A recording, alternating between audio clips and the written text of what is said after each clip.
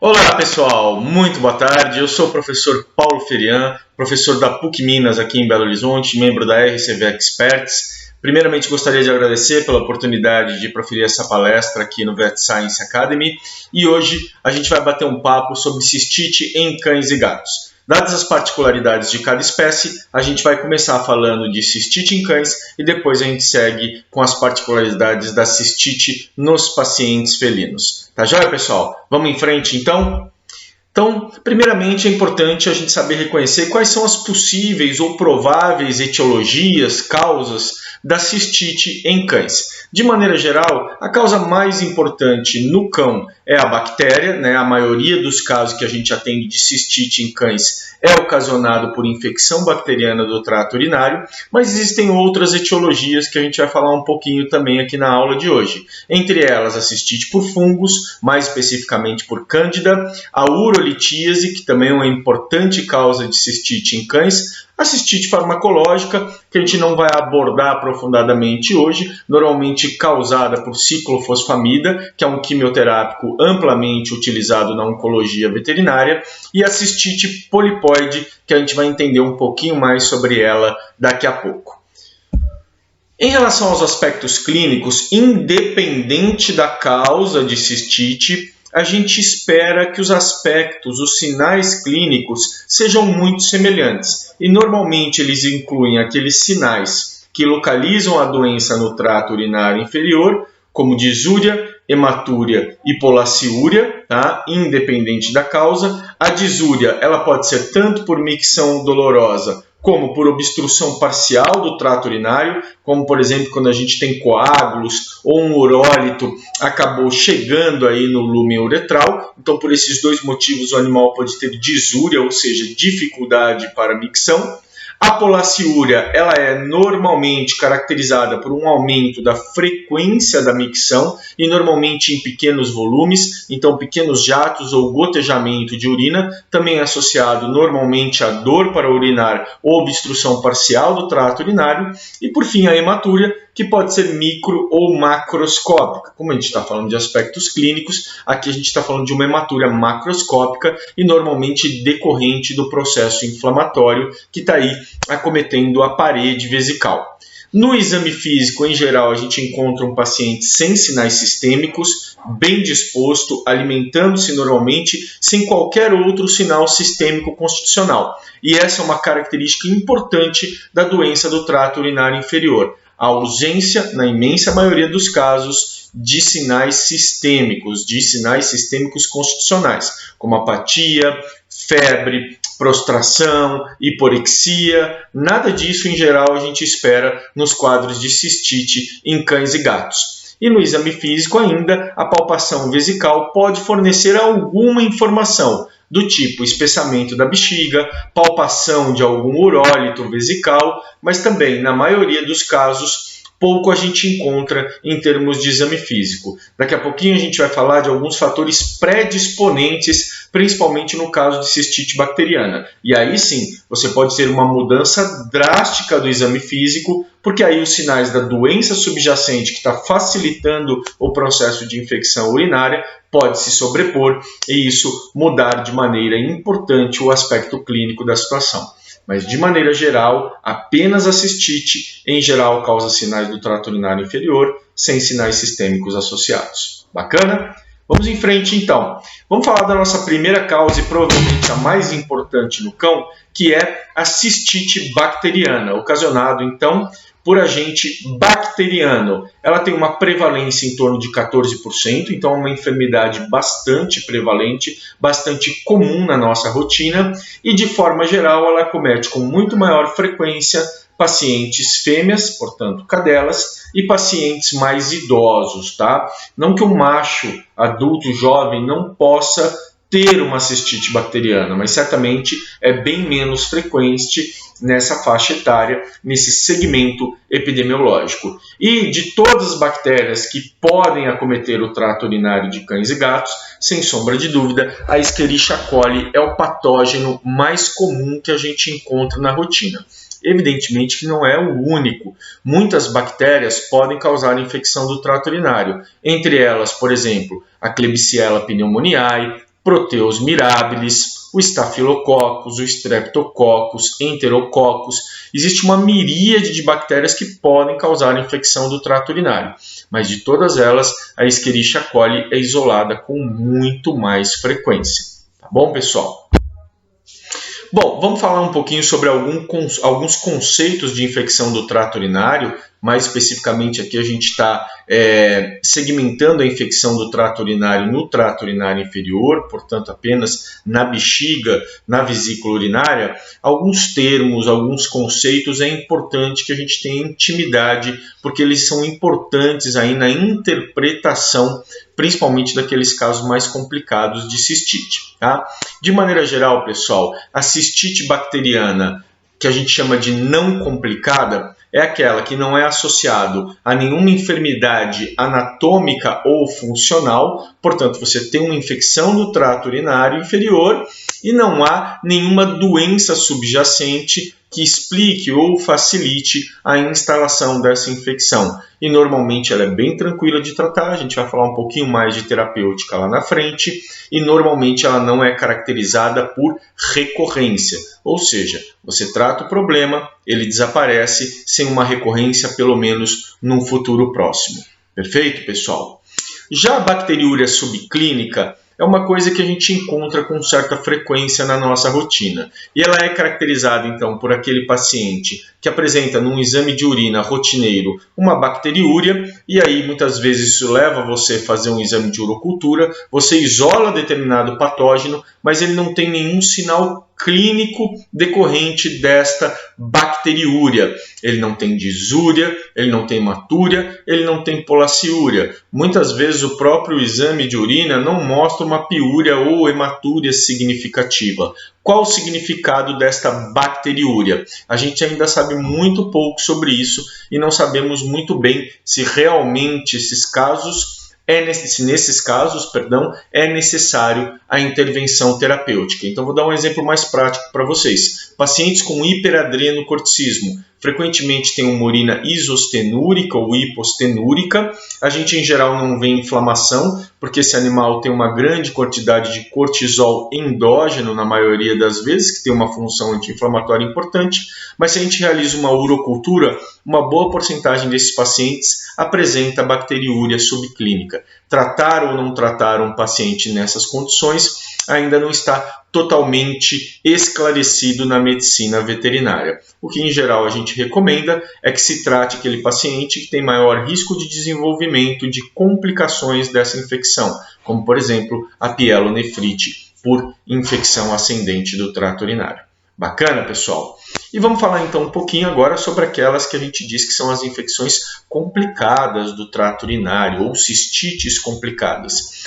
Qual que é a definição de um quadro complicado? Normalmente é aquele que vem associado a uma doença de base que facilita a instalação de um processo infeccioso no trato urinário inferior. Existem muitas enfermidades que podem facilitar esse processo de infecção. Eu coloquei alguns exemplos nesse algoritmo aqui para a gente poder visualizar.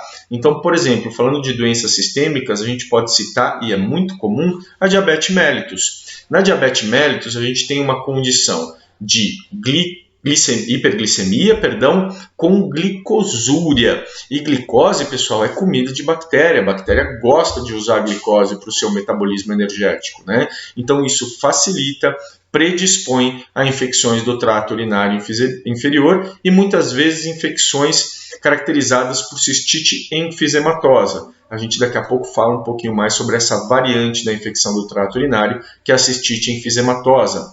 Distúrbios anatômicos também podem ser visualizados e podem predispor a infecções bacterianas, como, por exemplo, excesso de dobras vulvares, persistência de vestíbulo vaginal vestigial, né? A gente vai ver um pouquinho na imagem daqui a pouco algumas dessas alterações anatômicas, processos neoplásicos vesicais, principalmente o carcinoma de células transicionais, frequentemente vem acompanhado de infecções do trato urinário, as urolitíases, que predispõem também de maneira muito importante no cão à infecção do trato urinário inferior, a insuficiência renal, que vez ou outra também pode vir acompanhada dessa importante complicação que é a cistite bacteriana, e por fim, os procedimentos médicos que podem aí de alguma forma facilitar a infecção do trato urinário, como por exemplo a uretrostomia, que pode ser realizada em diversas condições, entre elas, por exemplo, a obstrução uretral por urólito, e os processos de cateterização,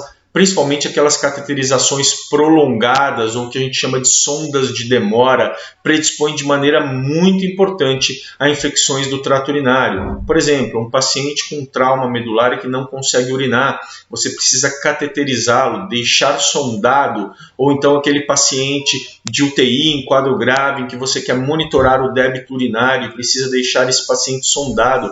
Tudo isso predispõe à infecção do trato urinário inferior. Então veja que em todas essas situações a gente tem condições que facilitaram a instalação de um processo infeccioso no trato urinário inferior. E é justamente nessas condições onde a gente espera também que ocorram aqueles quadros que a gente chama de cistites recorrentes, ou seja, que recorrem, que se repetem ao longo de determinado período. E essas cistites recorrentes, normalmente ou comumente associados a um processo de base, também podem ser classificadas de várias formas. É importante que a gente tenha isso muito bem sólido na cabeça, porque isso faz toda a diferença na hora de fazer um diagnóstico e instituir uma terapêutica, uma estratégia de tratamento mais apropriada.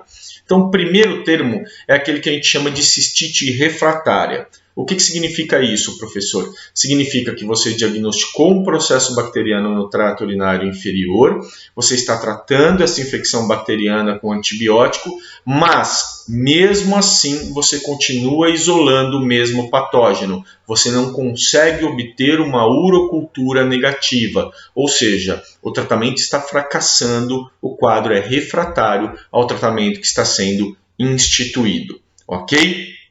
O segundo termo que é muito importante é o que a gente chama de cistite recidivante. O que é exatamente uma cistite recidivante? É aquela cistite que você identifica, diagnostica, trata, repete a urocultura está negativa, mas num período de até 3 meses você isola novamente a mesma bactéria anterior. Ou seja, o paciente volta a apresentar sintomas nesse período de tempo e quando você faz a abordagem diagnóstica, a mesma bactéria que estava presente anteriormente volta a aparecer.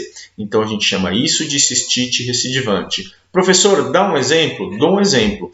Eu dou um exemplo prático que eu tive a oportunidade de acompanhar. Uma paciente maltês de aproximadamente 7 anos de idade que ela apresentava uma infecção recidivante por Klebsiella pneumoniae. Eu tratava, a infecção melhorava, os sinais, as características clínicas desapareciam, mas pouco tempo depois voltavam a aparecer, menos de 3 meses depois, e eu fazia uma nova urocultura e novamente estava lá Klebsiella pneumoniae. Por que isso estava acontecendo? Porque ela apresentava um urólito e a superfície desse urólito estava contaminada com KPC, com Klebsiella, e portanto, por mais que eu tratasse, a infecção ela se repetiria. Então, para dar um exemplo prático para vocês de infecção recidivante. E por fim, a gente tem aquelas infecções de repetição que a gente chama de reinfecções, tá? Que determina qual que é o conceito de uma reinfecção. Significa que você identificou uma infecção do trato urinário, tratou, desapareceu, a urocultura foi negativa e num prazo de até 6 meses o quadro clínico retorna, você faz uma nova urocultura e identifica outra bactéria diferente daquela anterior. Portanto, ele não recidivou a mesma bactéria, ele se reinfectou, tá? Com outra bactéria diferente. Em todas essas condições, cistite refratária, cistite recidivante ou reinfecções, você normalmente tem uma doença de base, como a gente conversou anteriormente, né? Doenças sistêmicas como diabetes, distúrbios anatômicos, ou seja, algum fator que contribui para que essa cistite se repita, tá? De alguma forma, com o mesmo patógeno ou com um patógeno diferente. Bacana, pessoal? É importante que a gente entenda muito bem esses conceitos para interpretar melhor a infecção do trato urinário. Então, vamos em frente. Em termos de diagnóstico, o que eu espero na cistite bacteriana? A urinálise é um importante apoio diagnóstico e, em geral, ela vai mostrar um quadro de hematúria, piúria e bacteriúria. Tá? Então, são os achados que a gente espera encontrar na urinálise de animais com cistite bacteriana. Lembrando que o método de coleta é muito importante nessa interpretação. Tá? Determinado número de piócitos, determinada quantidade de hemácias pode ser observados em animais normais, sem infecção do trato urinário e, evidentemente, que a quantidade também está diretamente relacionada com a forma como você coletou esse exame. Em geral, uma menor quantidade de piócitos e hemácias são observadas naquela urina coletada por cistocentese, diferente, por exemplo, da sondagem, onde o maior número de piócitos e hemácias podem ser observados, tá? Assim como a bactéria. Na urina colhida por cistocentese, eu não espero nada de bactéria, mas na urina coletada por cateterização, por sondagem, eu posso ter uma, duas até cruzes de bactéria, tá? Isso não necessariamente significa infecção, mas pode significar apenas uma contaminação uretral, por exemplo. Então, isso é muito importante na hora de interpretar esta urinálise. Mas, pessoal, de forma geral, o padrão ouro do diagnóstico da cistite bacteriana é o isolamento do patógeno. É um exame relativamente simples, tá, de ser realizado, a maioria dos laboratórios realiza esse exame, tá, e é absolutamente fundamental na abordagem desses pacientes. Eu diria que ela, de maneira ideal, ela nunca deve deixar de ser feito, a menos que realmente você não tenha de maneira alguma esse recurso disponível, tá? Mas de forma ideal é sempre fundamental o isolamento das bactérias, porque o antibiograma é absolutamente fundamental na instituição da terapêutica e a gente vai falar um pouquinho mais sobre isso daqui a pouco. Então, de maneira geral, pessoal, a urocultura num mundo perfeito, ela deve ser feita com urina coletada por cistocentese. E na urina coletada por cistocentese, a gente considera um resultado positivo, uma concentração de bactérias maior do que 1000 unidades formadoras de colônia por ml. Tá? Então, outra coisa, de maneira ideal, é sempre importante que a urocultura seja quantitativa para que a gente possa interpretá-la de forma mais precisa, tá? Então, de forma mais detalhada. Então, colhendo por cistocentese, maior que 1000 unidades formadoras de colônia por ml, é consistente com infecção, tanto no cão como no gato.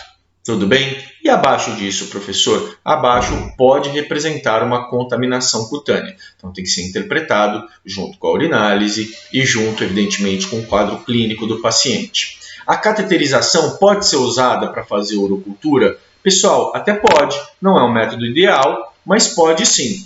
Lembrando que a cistocentese, ao contrário do que muita gente pensa, ela não é um exame isento de complicações, tá? Pode haver extravasamento de urina para dentro da cavidade abdominal e, principalmente, se essa urina estiver contaminada e se você está colhendo uma urocultura, essa urina está potencialmente contaminada, porque você está suspeitando disso, não é mesmo? Pode haver complicações, como, por exemplo, peritonite.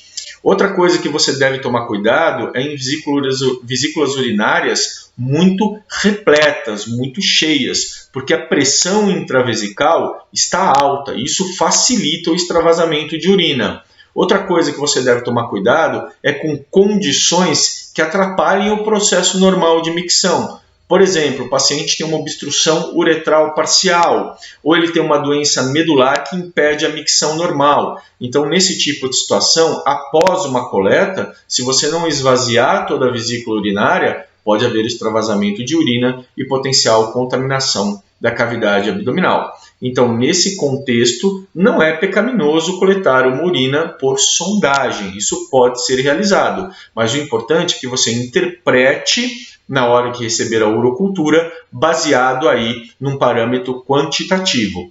Então, considerando machos, tanto cães como gatos, a gente considera consistente com infecção mais de 10.000 unidades formadoras de colônia por ml.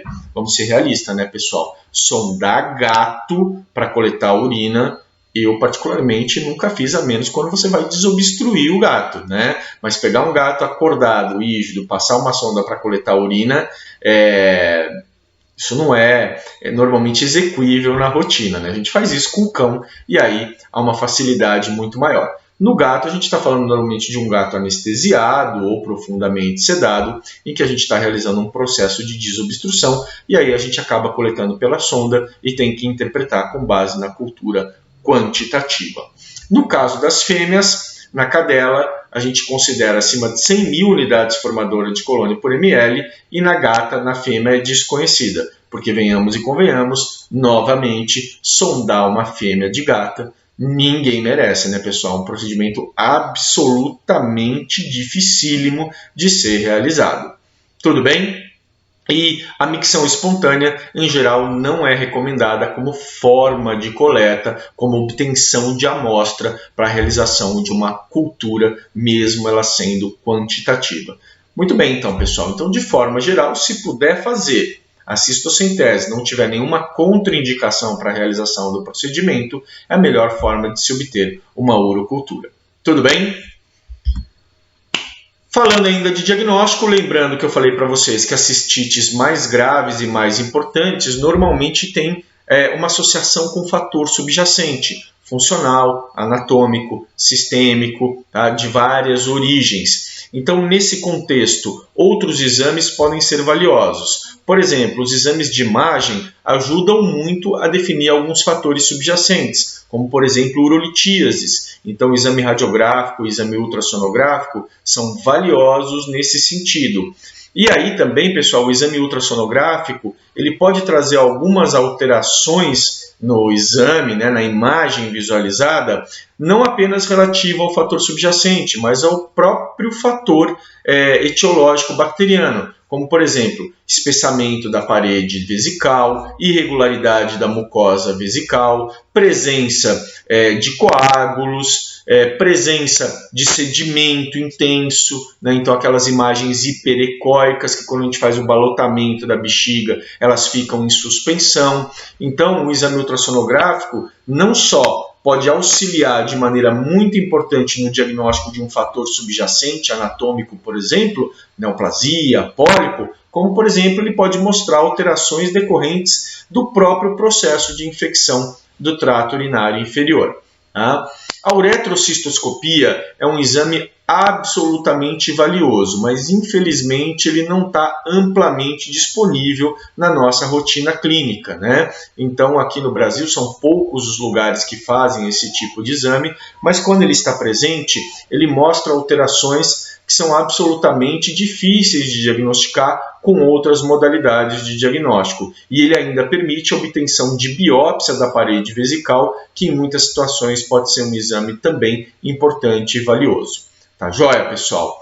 E a avaliação sistêmica fica indicada, e quando eu me refiro à avaliação sistêmica, eu estou falando aí de hemograma, painel bioquímico, e outros testes mais específicos de diagnóstico, fica indicada apenas se você está lidando realmente com um quadro de cistite complicada, recidivante, recorrente, tá? Aí vale realmente uma investigação mais aprofundada. No caso de uma cistite simples, pessoal, não há necessidade de hemograma, painel bioquímico. Normalmente só abordagem clínica, urinálise e urocultura são suficientes na abordagem diagnóstica do meu paciente. No quadro recorrente, aí a coisa muda de figura e a gente tem que aprofundar o nosso processo de investigação.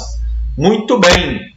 Vamos ver alguns exemplos. Então, eu coloquei aqui algumas imagens sonográficas de pacientes meus. Então, vejam aqui uma bexiga com uma grande quantidade de sedimento, né? Então, isso aqui é sugestivo de inflamação, possivelmente infecção do trato urinário, mas não é definitivo, tá? Essa semana mesmo atendi um paciente com uma grande quantidade de sedimento no ultrassom, mas grande mesmo.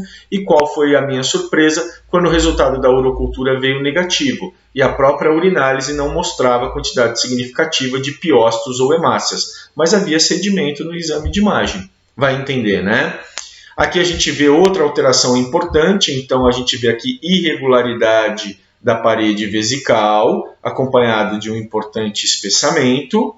E aqui a gente vê um coágulo vesical, né, associado a um processo inflamatório infeccioso. Como é que eu sei que é um coágulo? Nesse momento eu não sei, né? Depois é que eu fiquei sabendo, porque esse paciente acabou passando por um procedimento cirúrgico, tá? Mas aqui então é um coágulo que acompanha aí esse quadro de infecção do trato urinário. Os coágulos também a gente pode ter uma sugestão na imagem, tá? Porque normalmente eles podem não estar aderidos, eles se deslocam dentro da vesícula urinária, e isso sugere fortemente que aquela estrutura visualizada seja de fato um coágulo. Tá bom, pessoal? Aqui uma imagem de uretrocistoscopia, né? É uma imagem que eu tirei de um artigo que fala sobre o assunto, tá? E que a gente vê aqui a persistência de um vestíbulo vaginal vestigial. Então, olha que interessante a imagem, né? Mostrando aí a persistência de uma estrutura anatômica anômala que predispõe, então, a infecções de repetição do trato urinário. Bem interessante essa imagem, então, distúrbio anatômico, favorecendo aí uma infecção de repetição. Aqui a gente nota outra imagem, outro distúrbio. Isso aqui são folículos linfóides vaginais que também podem predispor ou acompanhar uma infecção de repetição na cadela. Então, duas anormalidades que foram mostradas apenas pelo exame de cisto-uretroscopia. Tá joia, pessoal? Bacana? E por fim chegamos ao tratamento da cistite bacteriana, tá? Joia, pessoal? Na infecção não complicada, o tratamento é relativamente simples. Um ciclo de antibióticos de 7 a 14 dias normalmente é suficiente. De forma ideal, é recomendada a repetição da urocultura depois de um ciclo de pelo menos 7 dias de tratamento, mas isso não é absolutamente obrigatório. Professor, posso fazer antibiótico terapia sem a urocultura? Você pode. Mas tendo a informação da urocultura, você não corre o risco de instituir uma antibiótico terapia a qual não será eficiente em função de resistência bacteriana. Então, de forma ideal, é sempre preferível instituir uma antibiótico terapia baseado no resultado de urocultura. Até porque, em geral, esses pacientes não apresentam uma urgência na instituição da terapêutica, tá? Mas se mesmo assim você quiser fazer antes da urocultura, você começa com um antibiótico e depois pode trocar, se for necessário, baseado então no resultado deste antibiograma que vai acompanhar a urocultura. E do ponto de vista então empírico, qual antibiótico que eu devo utilizar? Tá? Pessoal, de maneira geral, a gente tem poucas informações aqui nacionais a respeito de padrão de sensibilidade das infecções bacterianas, mas a gente tem alguns trabalhos e esses trabalhos sugerem que o antibiótico de primeira linha para as infecções do trato urinário aqui no Brasil seja a amoxicilina com clavulato, né? Tem uma menor frequência de resistência bacteriana em relação aos patógenos habitualmente isolados do trato urinário inferior de cães, tá? Alguns resultados, principalmente de literatura americana, divergem um pouco disso, tá? E não tem as mesmas recomendações, mas de maneira geral, eu particularmente, do ponto de vista empírico, utilizo a amoxicilina com clavulato de potássio como antibiótico de primeira linha, de primeira escolha, tá? Mas, volto a repetir, de forma geral, em quadros de cistite, se eu puder aguardar o resultado do antibiograma, né, não houver uma urgência na instituição da terapêutica, então você pode fazê-lo, ou então começa com amoxiclavulato e depois faz as adequações conforme a necessidade.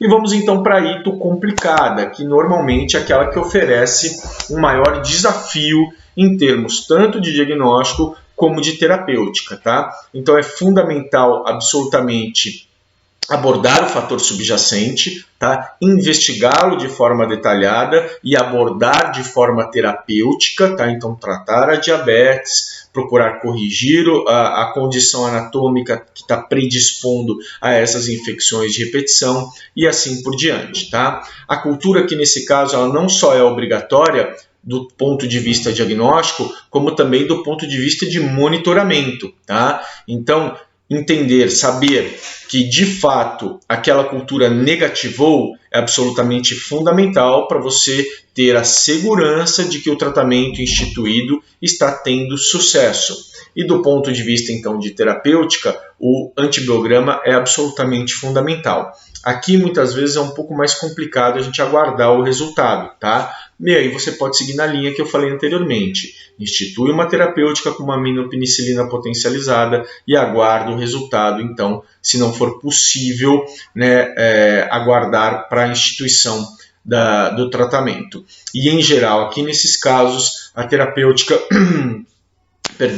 é um pouco mais prolongada. Em geral, entre 4 a 6 semanas de tratamento são necessários, tá?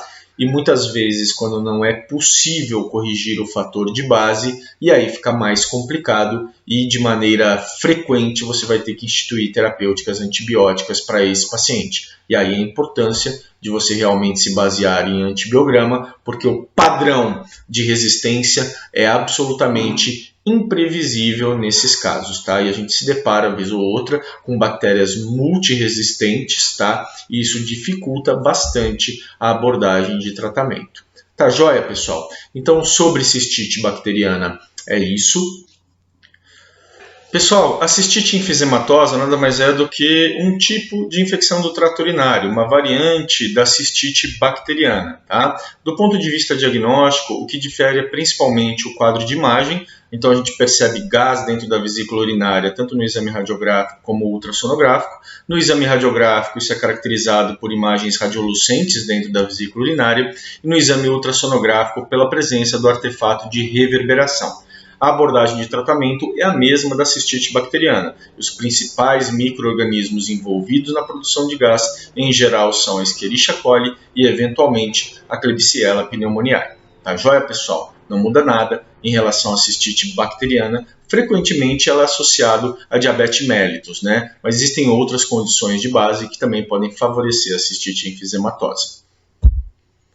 A urolitíase é uma importante causa de inflamação do trato urinário inferior em cães. Na maioria das vezes, ela é causada ou por urólito de estruvita ou por urólito de oxalato de cálcio.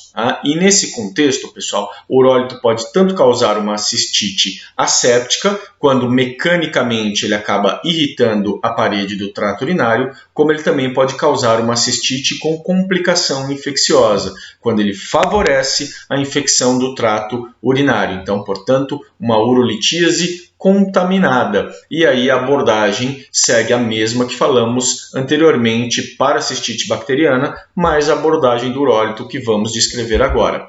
Então, do ponto de vista diagnóstico, a urinálise fornece as mesmas informações que a gente viu anteriormente para a cistite bacteriana: disúria, hematúria, piúria e a bacteriúria. E aqui passa a ser importante também a cristalúria, né, porque ela pode nos auxiliar a inferir, a suspeitar de determinado tipo de urólito, e isso pode definir aí uma estratégia de tratamento. Então você pode ter cristalúria de oxalato, cristalúria de estruvita, e isso sugere que o urólito pode ter esta formação mineral, embora não seja absolutamente definitivo. O diagnóstico, a documentação do urólito é feito por exame de imagem, em geral o exame radiográfico ou o exame ultrassonográfico. O exame ultrassonográfico detecta urólitos de menor magnitude do que o exame radiográfico. Então, urólitos entre 3 a 5 milímetros já são observados por exame ultrassonográfico, e alguns urólitos radiolucentes também podem passar despercebidos no exame radiográfico, tá? E a análise do urólito, depois, evidentemente, de feita sua retirada, é importante na abordagem posterior de tratamento deste paciente. Então, uma vez retirado o urólito, por procedimento em geral cirúrgico ou por cistoscopia, esse urólito deve ser analisado para um diagnóstico definitivo da sua composição mineral, porque isso é importante na estratégia de tratamento. Então está aqui um exame radiográfico mostrando uma urolitíase, várias urolitíases, né? Um quadro com muitos urólitos na vesícula urinária desse cão. Então um diagnóstico relativamente simples por meio de exame radiográfico.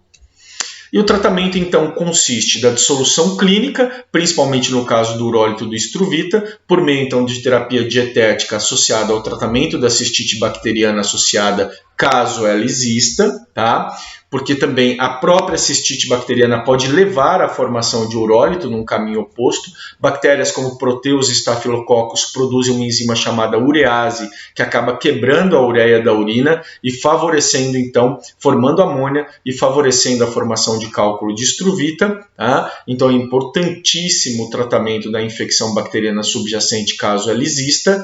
E no caso do oxalato e outros urólitos também, a gente não consegue dissolvê-lo por terapia dietética ou por tratamento da infecção bacteriana subjacente. E aí, nesses casos, o procedimento cirúrgico de retirada normalmente é necessário, ou então procedimentos mais modernos, que são evidentemente menos invasivos e mais recomendados, de retirada por cistoscopia ou mesmo por litotripsia. Bacana, pessoal?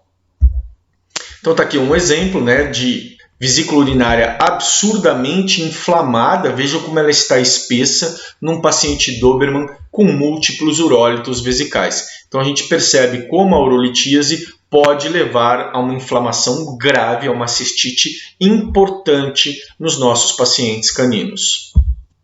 E para a gente terminar aí, passando rapidamente, mas a título de curiosidade, porque é bastante raro, a cistite fúngica, né? Então é muito rara em pacientes caninos e também em felinos. A causa normalmente é a cândida de várias espécies. O diagnóstico é feito por cultura, tá? Então deve ser suspeitada principalmente naqueles pacientes que não estão respondendo apropriadamente ao tratamento. E o tratamento em geral é feito com antifúngico, como por exemplo o itraconazol. Bacana, pessoal?